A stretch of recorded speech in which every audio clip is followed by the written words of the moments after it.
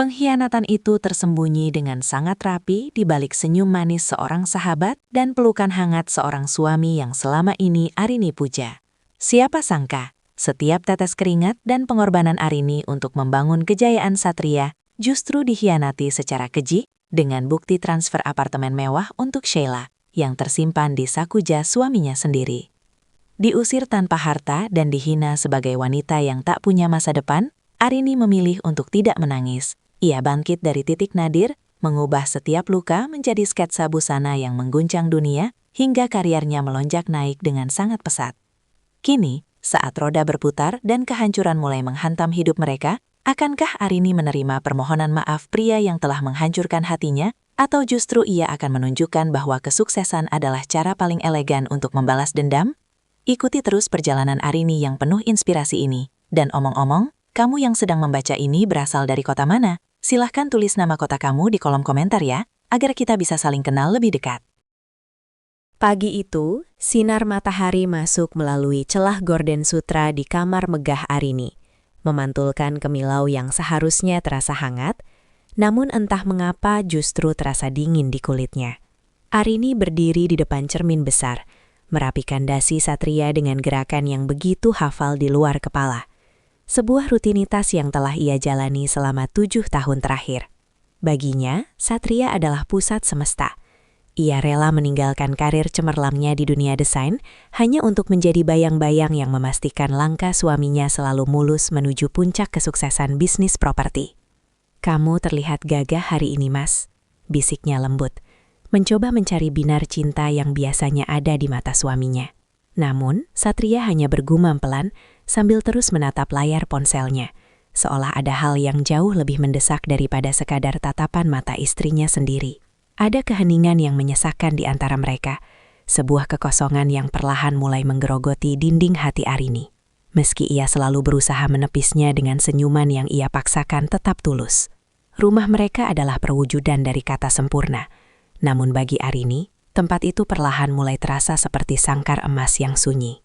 Dunia yang ia bangun dengan penuh pengorbanan ini mulai terasa rapuh, seolah-olah fondasi cintanya sedang terkikis oleh arus yang tidak terlihat, meninggalkan dirinya sendirian dalam ketidakpastian yang menghimpit dada. Ketidakpastian yang menghimpit dada itu semakin nyata ketika sore harinya Sheila datang berkunjung tanpa kabar, membawa sebuket bunga lili putih kegemaran Arini. Sahabatnya itu masuk dengan langkah ringan, seolah rumah ini adalah miliknya sendiri, menebar aroma parfum mahal yang sangat kuat, dan entah mengapa terasa tidak asing bagi penciuman Arini. Mereka duduk di teras belakang, menyesap teh melati sementara Sheila bercerita panjang lebar tentang proyek baru yang sedang dikerjakan oleh perusahaan Satria. Arini tertegun sejenak. Ia merasa heran bagaimana mungkin Sheila mengetahui detail rincian anggaran proyek tersebut, padahal Satria baru saja mengatakan bahwa rencana itu masih bersifat rahasia dan belum boleh dibocorkan kepada siapapun. Sheila hanya tertawa kecil, sebuah tawarannya yang biasanya terdengar menenangkan, namun kini terdengar seperti denting kaca yang retak di telinga Arini. Tangannya dengan lincah merapikan rambut Arini yang tertiup angin, sebuah gestur kasih sayang yang kini terasa penuh kepura-puraan. Di tengah percakapan itu, ponsel Sheila bergetar di atas meja, menampilkan notifikasi pesan singkat tanpa nama yang sempat tertangkap oleh sudut mata Arini, sebuah emotikon hati merah yang sederhana namun sangat menghunjam. Arini mulai merasa seperti orang asing di tengah kehidupannya sendiri, menciptakan bayang-bayang keraguan yang mulai mengaburkan kewarasannya di tengah kemewahan yang sunyi ini. Bayang-bayang keraguan yang mulai mengaburkan kewarasannya itu mencapai puncaknya saat jam makan malam tiba, di mana Satria pulang dengan wajah lelah yang tampak dibuat-buat. Meja makan yang biasanya menjadi tempat bertukar cerita kini berubah menjadi panggung sandiwara yang melelahkan bagi Arini. Satria duduk di hadapannya, namun pikirannya seolah melayang jauh, sementara jemarinya terus menari di atas layar gawai dengan senyum tipis yang tak sengaja tersungging. Suasana ruang makan yang elegan itu mendadak terasa menyesakan, seakan oksigen di sana perlahan menipis setiap kali Satria mengabaikan pertanyaan sederhana Arini tentang harinya. Arini hanya bisa mengaduk-aduk sup di mangkuknya tanpa selera, merasakan pahit yang bukan berasal dari makanan, melainkan dari kenyataan bahwa pria di depannya ini secara fisik hadir, namun jiwanya telah berpaling ke tempat lain. Kekecewaan itu semakin menjadi ketika Satria tiba-tiba menerima panggilan telepon dan bergegas bangkit dari kursi, menjauh ke arah balkon untuk berbicara dengan nada suara yang sangat rendah. Arini menyadari bahwa statusnya sebagai istri seolah hanya tinggal label formalitas di atas kertas. Ia merasa sendirian di rumah yang besar ini, terkurung dalam sunyi yang amat tajam. Sementara di luar sana, ia mulai curiga ada api yang sedang berkobar di balik punggungnya, menghanguskan sisa-sisa kepercayaan yang masih ia genggam erat. Sunyi yang amat tajam itu mendadak pecah oleh denting nyaring dari ponsel Satria yang tertinggal di atas meja makan, tepat saat suaminya itu masih sibuk bercengkrama di balik pintu balkon yang tertutup rapat. Layar yang menyala otomatis justru menampilkan sebuah notifikasi yang merenggut seluruh sisa napasnya. Sebuah pesan masuk dari kontak tanpa nama yang berisi rincian reservasi makan malam romantis di sebuah restoran mewah yang menghadap ke arah pelabuhan, lengkap dengan pilihan menu istimewa untuk 2 orang pada esok malam. Jantung Arini berdegup kencang, karena ia tahu persis bahwa besok adalah hari di mana ia harus menghadiri acara penggalangan dana sendirian, karena Satria beralasan memiliki pertemuan bisnis penting di luar kota. Gemetar di tangannya kini menjalar ke seluruh tubuh saat melihat baris kalimat terakhir yang berbunyi.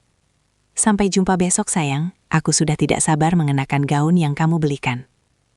Arini terpaku, merasa seolah dunia di sekelilingnya berhenti berputar sementara suhu di ruangan itu turun secara drastis hingga membekukan logikanya. Ia segera meletakkan kembali ponsel tersebut ke posisi semula tepat beberapa detik sebelum Satria melangkah masuk. Malam itu, Arini tidak hanya kehilangan rasa kantuknya, tetapi juga kehilangan seluruh keraguan yang sebelumnya masih ia jadikan tameng untuk membela suaminya. Seluruh keraguan yang sebelumnya masih ia jadikan tameng untuk membela suaminya, kini benar-benar runtuh, menyisakan naluri detektif yang mulai bangkit dari balik rasa sakit. Keesokan paginya, setelah Satria berpamitan, Arini mulai memeriksa jas-jas yang baru saja digunakan Satria. Disaku dalam jaswal berwarna abu-abu gelap, jemarinya menyentuh sesuatu yang keras dan dingin. Dengan napas tertahan, ia menarik keluar sebuah benda kecil yang berkilau.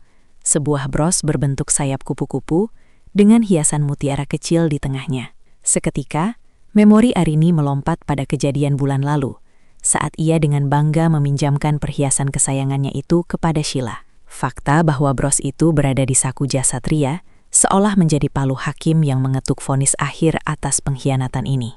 Arini terduduk lemas di lantai marmer yang dingin, menggenggam benda kecil itu hingga ujung-ujung jarinya memutih. Namun, di tengah badai emosi yang berkecamuk, ada sebuah kekuatan baru yang muncul, sebuah tekad untuk tidak lagi menjadi sosok yang lemah. Ia bangkit berdiri, menyimpan bros itu di dalam kotak perhiasannya yang paling dalam, dan menatap pantulan dirinya di cermin dengan tatapan yang jauh lebih tajam dari sebelumnya. Ia tidak akan langsung menyerang, melainkan akan menunggu hingga semua bidak catur yang ia miliki siap untuk menjatuhkan lawan dengan cara yang paling elegan.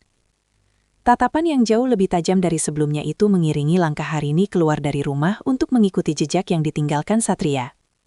Ia menyewa sebuah mobil biasa dan berkendara menuju kawasan pelabuhan. Di sana, ia melihat mobil mewah suaminya terparkir di depan sebuah restoran tepi pantai. Dari kejauhan, ia melihat sosok Satria keluar dari mobil, melingkarkan lengannya di pinggang seorang wanita yang mengenakan gaun sutra berwarna merah marun. Gaun yang sangat Arini kenal karena ia sendiri yang menemani Sheila membelinya. Alih-alih melabrak, Arini memilih untuk tetap berada di dalam mobil, mengeluarkan ponselnya, dan merekam setiap momen kebersamaan mereka dengan ketenangan yang menakutkan. Setiap tawa yang mereka bagikan menjadi amunisi baru bagi Arini untuk membangun dinding pertahanan yang lebih kokoh. Ia menyadari bahwa menghadapi mereka dengan emosi hanya akan membuatnya terlihat kalah. Arini mulai menyusun rencana yang lebih besar, memetakan setiap kemungkinan untuk memastikan bahwa pengkhianatan ini menjadi titik balik keberuntungannya. Saat pelayan membawakan hidangan pembuka untuk pasangan tersebut, Arini memutar kunci mobilnya dan berlalu dari sana, membawa pulang sejuta rencana dan sebuah keputusan bulat untuk mulai bertindak dengan strategi yang jauh lebih matang. Strategi yang jauh lebih matang itu ia mulai dengan menyambut kedatangan Satria di rumah keesokan harinya dengan senyuman yang paling manis, sebuah akting sempurna yang bahkan tidak bisa dideteksi oleh suaminya sendiri. Arini dengan sengaja menyebutkan bahwa ia berencana merapikan gudang dan menemukan kembali peralatan menggambarnya. Satria hanya mengangguk setuju, dengan nada meremehkan, menganggap kesibukan baru istrinya itu hanyalah sekadar hobi pengisi waktu luang. Siang harinya, Arini mengundang Sheila untuk datang minum kopi. Sheila datang dengan wajah tanpa beban, bahkan dengan bangganya bercerita tentang kekasih baru yang memberinya gaun indah. Sambil menuangkan kopi, Arini mengamati gemetar halus di tangan Sheila saat mata mereka bertemu.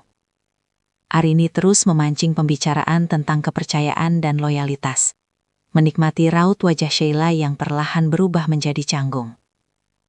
Di akhir pertemuan itu, Arini menyadari bahwa ia tidak lagi melihat Sheila sebagai sahabat, melainkan sebagai objek dalam sebuah eksperimen yang akan membantunya memahami betapa rapuhnya logika seseorang yang dibutakan oleh nafsu dan pengkhianatan. Eksperimen yang membantunya memahami kerapuhan logika itu justru memberinya dorongan energi luar biasa untuk segera kembali ke meja sketsanya. Arini mulai menghabiskan waktu berjam-jam menciptakan garis-garis busana yang mencerminkan keteguhan hati seorang wanita. Di tengah proses kreatifnya, ia memutuskan untuk menghadiri sebuah pameran tekstil eksklusif. Di sanalah, ia secara tidak sengaja bertemu dengan seorang pria paruh baya berwibawa. Arini menawarkan sapu tangan desainnya sendiri saat pria itu membutuhkan, tanpa menyadari bahwa sosok itu adalah Pak Baskoro, seorang maestro bisnis garmen internasional. Pak Baskoro tertegun melihat pola unik pada sapu tangan tersebut yang menunjukkan karakter kuat namun tetap anggun. Mereka terlibat dalam percakapan panjang mengenai filosofi keindahan, di mana Arini berbicara dengan penuh gairah tentang visi-visinya yang terpendam. Pak Baskoro memberikan kartu namanya dan menantang Arini untuk mengirimkan portofolio karyanya dalam waktu 3 hari. Kesempatan emas ini terasa seperti oase di tengah gurun pasir pengkhianatan, memberikan Arini sebuah alasan baru untuk terus bertahan. Malam itu, saat Satria pulang dengan aroma parfum Sheila, Arini tidak lagi merasa hancur. Ia justru merasa kasihan pada suaminya yang telah menyia-nyiakan permata demi sebuah kerikil. Jalan setapak menuju puncak karier itu ia jaga dengan kerahasiaan yang amat rapat. Arini mulai menjalani kehidupan ganda. Di pagi hari menjadi istri yang patuh. Namun saat Satria pergi, ia berubah menjadi desainer ambisius di sebuah studio kecil yang ia sewa diam-diam. Setiap pola yang ia buat adalah bentuk katarsis, mengubah luka menjadi estetika. Satria mulai merasa ada sesuatu yang berbeda. Namun ego besarnya meyakinkan dirinya bahwa Arini hanyalah istri rumahan yang tidak akan pernah punya keberanian untuk melangkah jauh. Saat Satria menemukan tumpukan kain sutra, Arini beralasan itu hanyalah bahan untuk taplak meja baru, yang ditanggapi Satria dengan tawa meremehkan. Di sisi lain, Sheila semakin agresif memancing reaksi Arini, namun Arini tetap tidak tergoyahkan. Ia fokus pada persiapan portofolionya yang kini hampir rampung. Ia sadar bahwa kesibukan barunya ini adalah sebuah pertaruhan besar. Saat Pak Baskoro mengirimkan pesan konfirmasi pertemuan, Arini tahu bahwa momen ini akan menjadi awal dari keruntuhan kekuasaan Satria dalam hidupnya dan lahirnya seorang Arini yang baru. Lahirnya seorang Arini yang baru semakin teruji ketika kebohongan Satria dan Sheila mulai melewati batas kewajaran, bahkan sudah berani bersenda gurau di ruang tamu saat Arini di dapur. Di tengah situasi memuakan tersebut, panggilan telepon dari Pak Baskoro menjadi penyelamat. Portofolionya akan dijadikan proyek utama untuk pembukaan flagship store terbaru. Arini menahan ledakan kegembiraan agar tidak menarik perhatian Satria dan Sheila yang sedang duduk santai berbagi tawa yang kini terasa murahan. Tawaran proyek besar ini menuntut Arini melakukan perjalanan bisnis yang sebenarnya, yang ia tutupi dengan alasan mengunjungi kerabat atau kursus memasak. Satria yang merasa diuntungkan karena memiliki lebih banyak waktu bebas tentu saja mengizinkannya tanpa banyak tanya. Di balik punggung mereka, Arini sedang membangun sebuah kerajaan dari harga diri yang pernah diinjak-injak. Ia membiarkan Satria dan Sheila tetap merasa di atas angin, sementara ia sendiri menghitung mundur waktu untuk menunjukkan kepada dunia bahwa bunga yang layu pun bisa mekar kembali dengan lebih indah jika dirawat oleh kemandirian.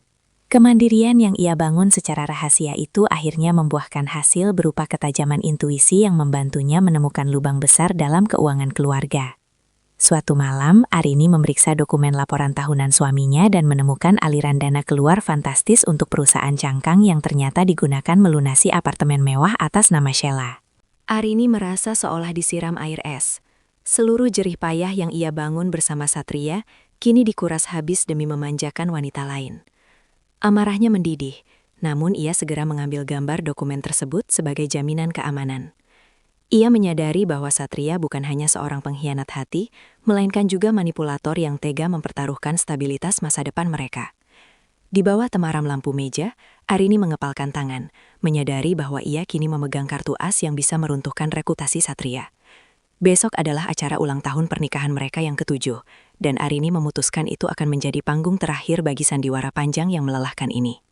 Babak penutup dimulai di aula hotel bintang 5 yang penuh tamu undangan. Arini tampil memukau dalam gaun hitam rancangannya sendiri, sementara Satria tersenyum penuh kemenangan di samping Sheila. Saat memberikan sambutan, Arini melangkah ke podium dan berbicara tentang kejujuran. Di layar besar yang seharusnya menampilkan foto romantis, Arini justru memutar rangkaian bukti kemesraan Satria dan Sheila, serta salinan bukti transfer apartemen mewah dari dana perusahaan. Ruangan mendadak hening, lalu dipenuhi bisik-bisik kaget. Wajah Satria pucat pasi, sementara Sheila mencoba menyelinap keluar di bawah sorot lampu yang mempermalukannya. Arini menatap lurus ke mata Satria dengan rasa kasihan, lalu meletakkan map gugatan cerai di atas meja utama. Ia melangkah turun dari podium dengan kepala tegak, meninggalkan pesta itu bukan sebagai istri yang terbuang, melainkan sebagai wanita yang baru saja membebaskan dirinya dari belenggu kebohongan. Belenggu kebohongan itu terlepas, namun Satria menyusulnya ke rumah dengan kemarahan meluap-luap. Satria dengan angkuh menyatakan bahwa seluruh harta dan rumah adalah miliknya, dan mengusir Arini malam itu juga. Arini tidak membela diri dengan kata-kata lemah. Ia justru merasa lega. Ia hanya membawa koper berisi pakaian dan semua sketsa berharga serta peralatan desainnya, meninggalkan segala kemewahan materi yang kini terasa kotor. Di ambang pintu, Sheila muncul dengan tatapan sinis, merasa telah memenangkan pertempuran. Namun Arini hanya menatap mereka dengan senyum tipis, menyadari bahwa kemenangan mereka adalah awal dari keruntuhan. Ia melangkah keluar ke tengah kegelapan malam menuju mobil sewa, membawa satu-satunya aset yang tidak bisa dirampas, bakat dan integritasnya.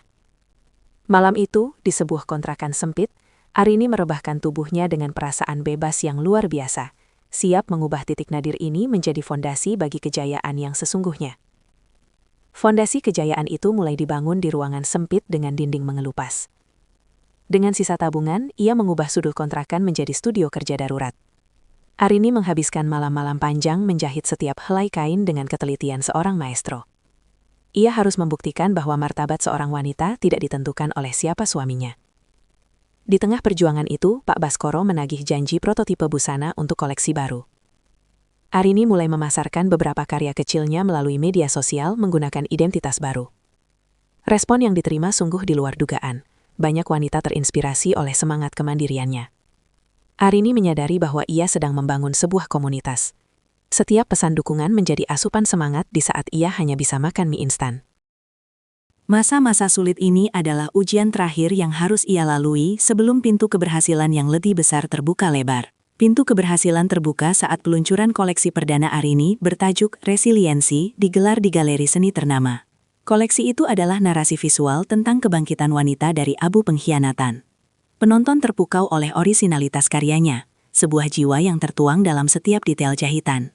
Arini berdiri di belakang panggung, mendengarkan gemuruh tepuk tangan, pengakuan yang datang murni karena kecemerlangan bakatnya. Keesokan harinya, nama Arini menghiasi berbagai majalah sebagai desainer pendatang baru paling berpengaruh. Ia mampu menyewa studio profesional yang luas di pusat kota. Ia telah berhasil mengubah luka yang diberikan Satria menjadi energi kreatif. Arini kini bukan lagi sekadar penyintas, melainkan simbol baru bagi kekuatan wanita yang mampu menciptakan takdirnya sendiri di tengah badai kehidupan. Badai kehidupan kini menjadi angin buritan bagi karier Arini, sementara langit mulai mendung bagi Satria. Kabar mengenai perilaku buruk Satria dan skandal penyelewengan dananya mulai merembes keluar, meruntuhkan kepercayaan pasar terhadap perusahaan propertinya. Banyak kontrak besar dibatalkan oleh klien yang lebih menghargai integritas. Kehadiran Sheila pun menjadi beban tambahan yang terus menuntut gaya hidup mewah di saat aliran dana mengering. Arini mengamati kejatuhan itu dari kejauhan, tanpa dendam. Ia merasa semesta sedang menyeimbangkan keadaan. Fokusnya kini pada ekspansi bisnis internasional dan pemberdayaan pengrajin lokal. Di bawah bimbingan Pak Baskoro, Arini membuktikan bahwa kecerdasannya jauh melampaui sekedar membuat sketsa. Ia kini dihormati di berbagai forum bisnis sebagai sosok yang menjunjung tinggi etika dan ketangguhan mental. Arini sedang meninjau sampel kain saat Satria datang menemuinya dalam kondisi hancur. Wajahnya kusam dan pakaiannya tidak rapi, mencerminkan kebangkrutan bisnisnya. Satria berdiri mematung menatap deretan penghargaan Arini, menyadari betapa ia telah salah menilai wanita itu. Sheila telah meninggalkannya begitu kemewahan lenyap. Satria mulai mengiba dan memohon kesempatan kedua. Namun Arini tidak menemukan setitik pun dendam di hatinya. Hanya ada rasa lega. Arini memaafkan segala perbuatan Satria, namun tegas menyatakan bahwa masa lalu mereka sudah tertutup.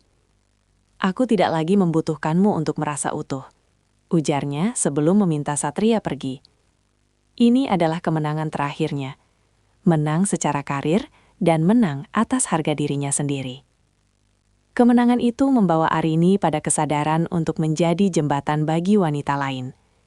Ia mendirikan Yayasan Cahaya Arini untuk memberikan pelatihan desain dan kewirausahaan gratis bagi wanita yang kehilangan kepercayaan diri. Ia menekankan bahwa keterampilan adalah perisai terbaik menghadapi ketidakpastian hidup. Pengaruh positif ini menarik perhatian internasional. Arini sering menjadi pembicara kunci, mengajarkan bahwa balas dendam terbaik adalah dengan membangun diri sendiri menjadi sosok yang bermanfaat bagi dunia. Bisnis busananya kini dikenal karena nilai-nilai kemanusiaan yang tinggi. Arini telah menemukan kedamaian sejati yang lahir dari keberanian merangkul masa depan dengan tangan terbuka. Arini berdiri di balkon kantor megahnya, merenungkan kembali setiap kerikil tajam yang pernah ia injak. Ia menyadari semua kepahitan itu adalah pupuk yang memaksa akarnya tumbuh lebih kuat. Langit baru yang membentang di atasnya menawarkan kemungkinan tanpa batas. Di meja kerjanya terletak penghargaan tokoh perubahan wanita. Namun penghargaan sebenarnya adalah keberanian yang ia lihat di mata para peserta yayasannya. Ia telah berhasil mengubah kiamat kecil pengkhianatan menjadi gerbang emas kebebasan. Arini tersenyum menyadari bahwa hidup adalah tentang bagaimana kita merespons kehilangan, dan ia telah memilih meresponsnya dengan menciptakan sebuah mahakarya. Pada malam gala industri kreatif, Arini berdiri di tengah sorotan lampu panggung sebagai pemimpin yang disegani. Ia memberikan pesan moral yang kuat, jangan biarkan pengkhianatan menjadi titik henti, melainkan api yang membakar keraguan untuk membangun kekuatan yang tak hancur. Balasan terbaik adalah kesuksesan yang melonjak tanpa menjatuhkan orang lain. Saat melangkah turun, Arini disambut oleh keluarga baru yang dibangun atas rasa hormat. Ia telah memberikan pelajaran bahwa seorang wanita yang hancur bisa membangun kembali dunianya dari semangat yang tersisa. Arini membutuh bab ini dengan syukur, menyadari bahwa pengkhianatan terkejam sekalipun adalah cara semesta menyelamatkannya dari kehidupan palsu. Cahaya yang paling terang memang seringkali lahir setelah kegelapan yang paling pekat.